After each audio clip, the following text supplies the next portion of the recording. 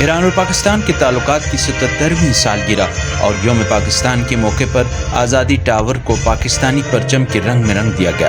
اس خوبصورت منظر سے لطف اندوز ہونے کے لیے ہزاروں ایرانی آزادی ٹاور کی طرف جمع ہو گئے، جہاں انہوں نے تصاویر اور سیلفیاں بنوائیں۔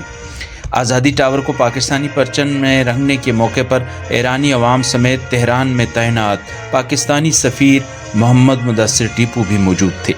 تہران میں پاکستانی سفارتخانے نے ایک بیان میں کہا ہے کہ پاک ایران تعلقات کی تاریخ میں یہ پہلا موقع ہے کہ اتنا خوبصورت پروگرام منعقد کیا جا رہا ہے۔ بیان میں مزید کہا گیا کہ دونوں ہمسایہ ممالک کے درمیان قریبی اور برادرانہ تعلقات کی علامت میں آزادی ٹاور کو مخصوص LED لائٹس کی مدد سے پاکستانی پرچم کی شکل دی گئی اور اس تقریب میں دونوں ممالک کے قومی ترانے بھی بجائے گئے۔ پاک ایران دوستی زندہ باد۔